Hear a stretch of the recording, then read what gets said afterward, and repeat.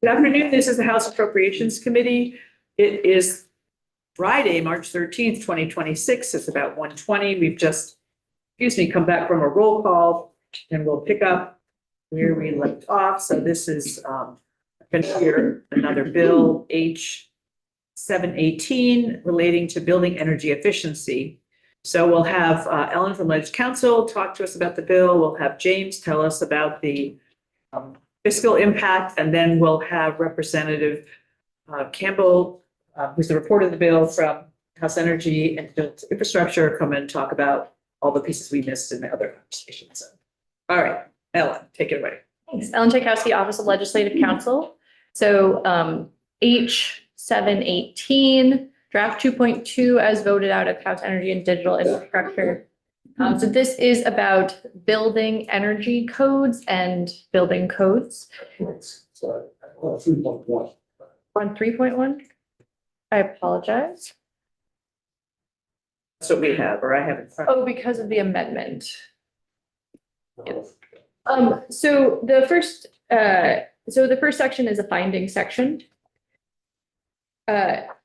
Section 2 is directing the Division of Fire Safety to complete an assessment they've already started on how the state should go about adopting a residential building code. We already have a commercial building code.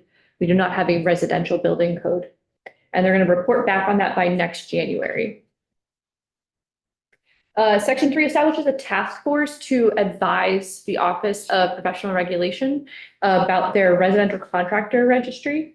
And so there are a number of members, 15 members of that task force, and they are to advise OPR on a number of things related to the contractor registry, including how the website works and how the website is able to be interactive for the public. Sections 4, 5, 6, 7, 8 all relate to energy education requirements for some of the professions and trades. So there's an existing requirement for a number of trades to have an energy efficiency module as part of their required training. And so currently there is a cap that it should be no more than 2 hours and explain the state's energy goals. That language for all of those professions is being updated so that it is more helpful and educational, so that it can how the work of those trades and professions intersects with energy codes and affects energy, airflow, moisture management, dynamics of the buildings, and an integrated system. And so it's being changed for a number of professions, including architects, engineers, property inspectors, heating equipment technicians. It's being removed for commercial boiler commissioned boiler inspectors because it's not directly relevant to their work, as well as electricians and plumbers.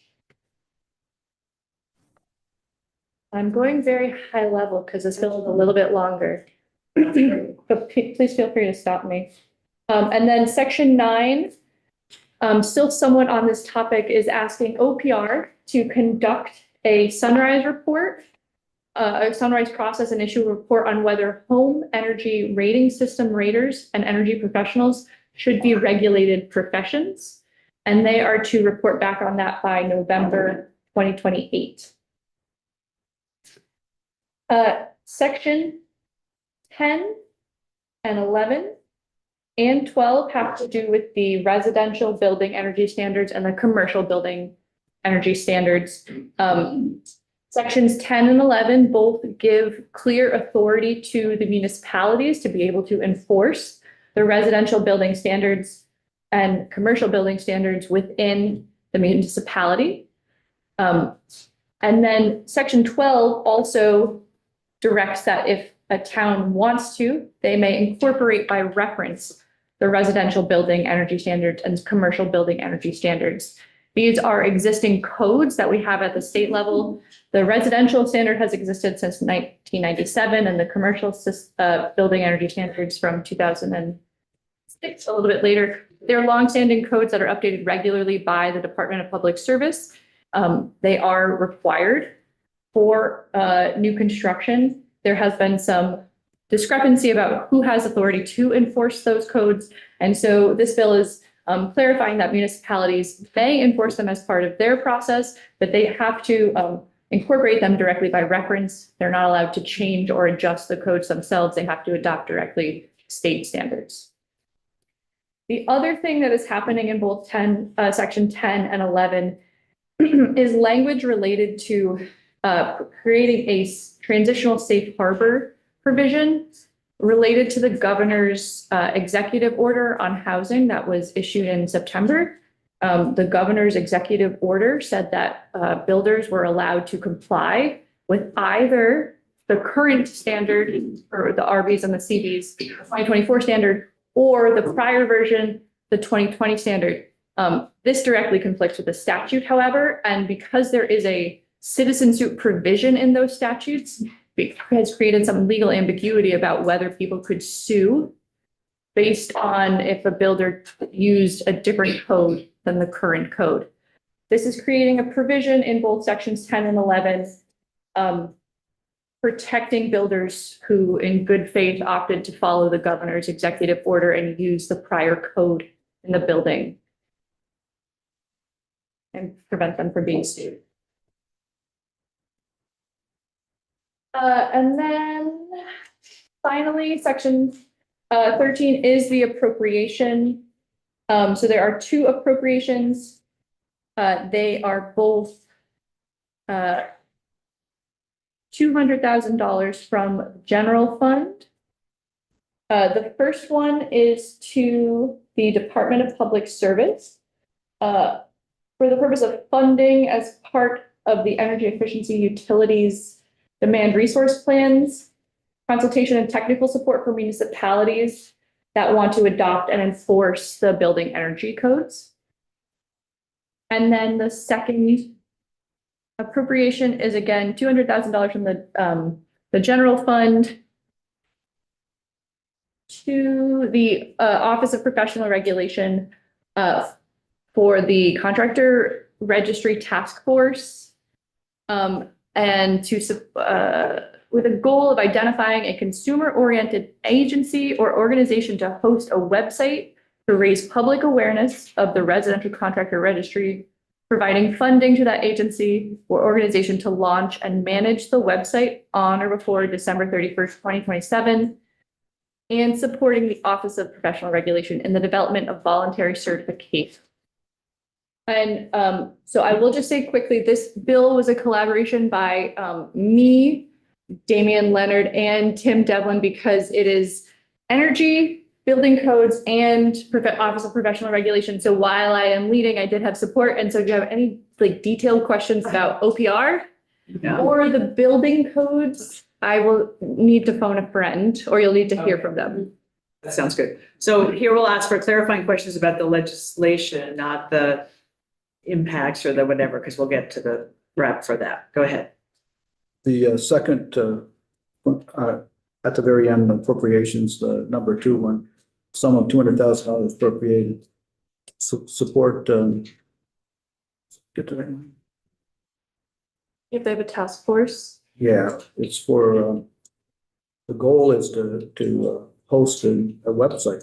I'm just wondering, this is not to stand up a website, do anything like that. It's just, I'm wondering why they can't already do that without the extra money. I think perhaps I can start to answer this question and maybe Representative Campbell can too. So they have an existing contractor registry on their website. It is very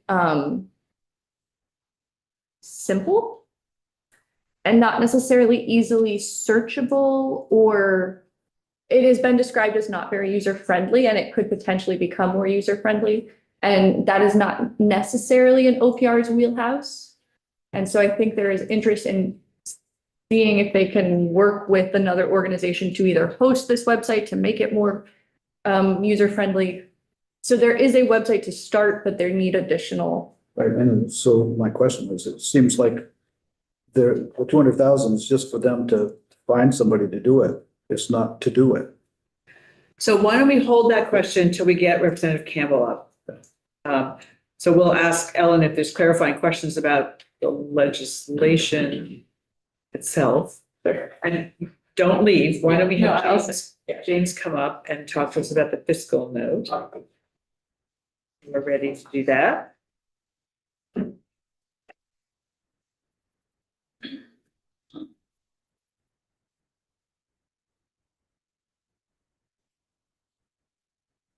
Stephanie Joint Fiscal. Fiscal note is posted on the website. You all have copies in front of you, also on the screen behind me. This is a relatively straightforward fiscal impact. The bill would establish the Residential Contractor Registry Task Force. It would be composed of 15 members. Those members would be entitled to per diem and expense reimbursement and compensation based on the minimum number of potential meetings in fiscal year 27. That would come at a cost up to $19,000 in fiscal year 2027. That number would vary depending on the actual composition of the task force, who's eligible for reimbursement, how far they drive, et cetera. So 19,000 is kind of I would call that a ceiling on the fiscal year 2027 costs. Reimbursement and expenses per diems would come from funds appropriated to the Office of Professional Regulation, which brings us to the following section with fiscal impact, which would be section 13, where the appropriations reside. Section 13 would appropriate a total of $400,000 from the general fund. That would consist of $200,000 to OPR and a $200,000 appropriation to the Department of Public Service. The $200,000 appropriation to OPR would support the Residential Contractor Registry Task Force, and it would also support the office in implementing the recommendations of the task force as they pertain to public outreach and the development of voluntary certifications. $200,000 appropriated to the Department of Public Service would be for the provision of technical support to municipalities that elect to adopt and enforce the residential and commercial building energy standards. That's all I've got for you on the fiscal impact. Questions? On the money part, go ahead, John. Yeah, just a quick question here. So the 200,000 to Department of Public Service to provide technical support, is that paying for a person to do that part of things here? The bill doesn't mention or authorize any new positions at the department. As currently constructed, that would be to support the work, but without position authorization. Okay. I'm just thinking out loud here a little bit. So, so that means funding probably a current person to do that within the context of kind of offsetting what they're already, if they're already employed by public service to do work. Is that? I would assume so. And the bill text also specifies that that work is to be done as part of the energy efficiency utilities 2027 and 2029 demand resource plans.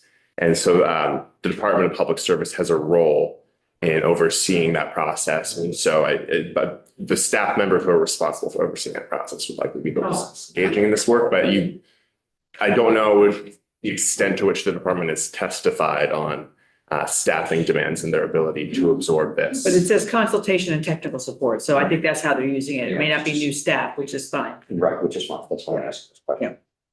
Exactly. So maybe this would be a good time to get Rep. Campbell up to talk about the bill, but I think some of the questions are leaning more towards needing to hear from him. Thank you, James.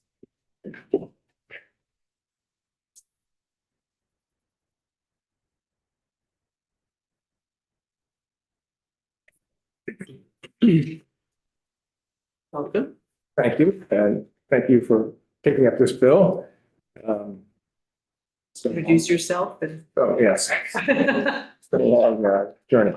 I'm Representative Scott Campbell from St. Johnsbury. I'm the sponsor of the bill and will be the presenter of the bill. This is a topic I've been working on for quite a long time. I guess I should just, Ellen gave you a very good recap, sort of summary of what the bill does. I should tell you, I guess just briefly, the problem we're trying to solve. We have very low compliance with energy codes right now, especially the residential side, RB's residential building energy standards, because even though both residential and commercial energy standards are mandatory, are required by statute, there has never been any enforcement or penalty. So as a result, on the residential side primarily, there's never been very much awareness. Certainly consumers aren't aware that we have energy codes, and even many builders aren't. And some builders who are aware of them ignore them. And it does introduce a competitive disadvantage to those builders who are interested in observing the energy codes, because they are in effect bidding against those who decide they don't have to, and so don't include features in a building that cost something up front but save money in the long run. So the opposition to the bill or to this concept is really that concern about added costs, those upfront costs, which in our current housing crisis seem like a hurdle. There's also concern on the part of Division of Fire Safety, which administers all the other building codes that we have: electrical, plumbing, heating, well, they actually don't have HVAC codes, but they don't have the expertise. They have said many times they don't have the expertise to take on energy codes, which currently are developed and promulgated by the Department of Public Service. And the other concern that has been expressed is that builders lack training. So the lack of training can lead to problems in the building. Primarily inappropriate management of moisture. And when you insulate a wall cavity or a building, when you make it more airtight, you've greatly reduced the ability of a building to cope with changes in air quality indoors and be able to handle moisture. So, and of course, the other problem is that a more airtight building is you get more indoor air quality issues, and you need ventilation to cope with that. So these are issues that we're trying to get at. Really, we're trying to get at builder training and education to make their new buildings and renovations much better. So they're not facing these problems in out years. Many of these problems don't turn up immediately.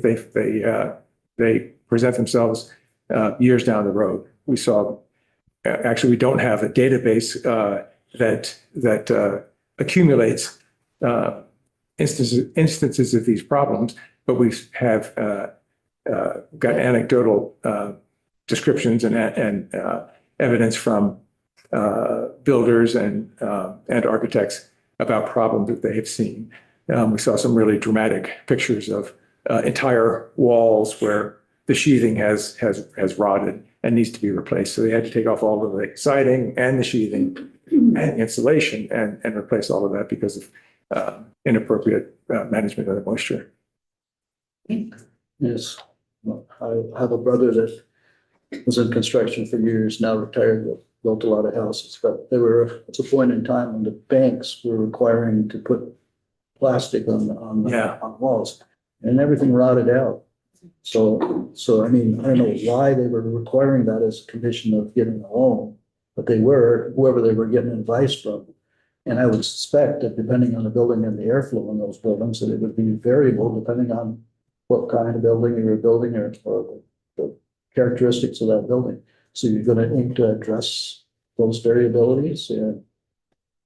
Yeah, so understanding what those dynamics are and whether plastic is a good idea or not, it's actually probably not a good idea in general. But that's what we're trying to get at. It's really so the thrust of the bill is to leverage the residential building, a residential contractor registry that has already been set up and is also required, to leverage that to motivate builders to get education and training by raising the visibility of this registry, making it much more consumer friendly and much more accessible for anybody who's thinking about hiring a contractor.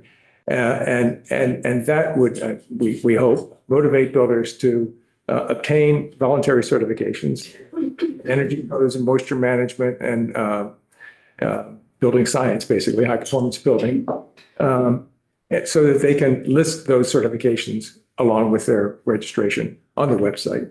So really my only concern, I'm not concerned about the bill itself. I'm concerned about whether the money is appropriate. Is the money going to be spent, all 400,000, would that be spent within the coming fiscal year? Do they need all that? Is there any capacity in public service to do any of the work without getting additional money, or in either one of those locations, a task force? Yes. So this money sort of started as the idea was startup cost. What would it cost to set up a website? And just talking about the website for a second, OPR does have a website. It's really it's pretty unusable. In order to get a list of everybody who is on there, and in order to be able to sort it and for what locations they serve and that sort of thing, you have to download a spreadsheet. And that is really kind of beyond the capability of many people, beyond the interest of many people to find out more information. So the concept is really something like Efficiency Vermont's, I think it's a Energy Excellence Network or something like that, a website that they have set up that does allow you to sort and filter by what you're looking for, what kind of service you're looking for. OPR has said that is not something that they're able to do. They are willing to share the data that they have with the contractor registry with a private entity. I've been trying to land a private entity who's willing to take this on, and I think we're still looking. So the intention of the funding is to enable OPR to, first of all, pay for the cost of supporting the task force, and then also contract with a private entity. It might be Vermont Builders and Remodelers Association, or it might be, for example, the Associated Building Contractors of Vermont and New Hampshire, an organization that already has a presence in residential construction, to take this on and be able to support it for the next period of time, year or two, until it gets going. OPR has also said that the residential contractor, this whole process of registering residential contractors has taken considerably more resources than they allocated, and so they view it as in deficit. They're not willing to commit to any more expensive money. So that's the purpose of the funding. The purpose of the funding for the Public Service Department is the second part of the bill, which is to enable municipalities that are interested in enforcing energy codes to be able to do that, to set up uniform procedures and have technical consultation with people who know what they're talking about. That is, people who work for the energy efficiency agencies, EVT, BED, and Vermont Gas, to help contractors comply with the code. So it's really a technical support kind of role that we're looking for. I think one thing I want to point out is what this bill does not do. It does not increase regulation on builders. The regulation already exists. It's just that many people are ignoring it. It does ask the Division of Fire Safety to complete a process that they've already started, assessing whether and how Vermont should adopt a residential building construction code. But that's, as I say, process is already underway. There are other reasons for Vermont to adopt a building construction code. One of them being accessing money in case of disasters. FEMA had a program set up for this. Of course, it was sort of put on ice this past year, but it still exists. So it would enable Vermont having a residential construction code would enable us to access federal money that we don't have access to now. And the other thing to point out that it does not do is it does not extend Division of Fire Safety jurisdiction into single-family owner-occupied buildings, which they don't have jurisdiction over those buildings now. They do have jurisdiction over what's called public buildings, which includes rentals, all rentals, and they apply their fire and building safety code to those structures. And the advantage, of course, of having a construction code is that it gives everybody something to refer to. It creates a standard of care and lets owners, it lets builders, it lets insurers, it lets bankers, it lets, in case of a dispute, courts have something to refer to as this is what construction should be. So that's the purpose of adopting the energy code. I think that clarified a few things for me too. So great. Okay. Any other questions from folks here? Yeah.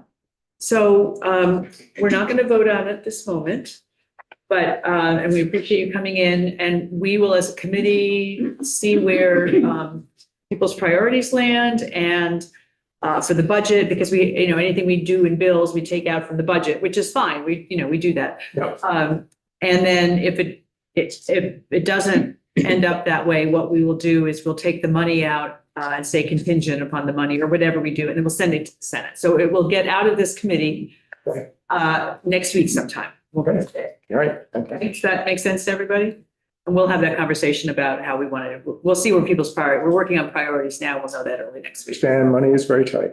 And originally I had made the funding come from the thermal efficiency and fuels, thermal energy and process fuels fund.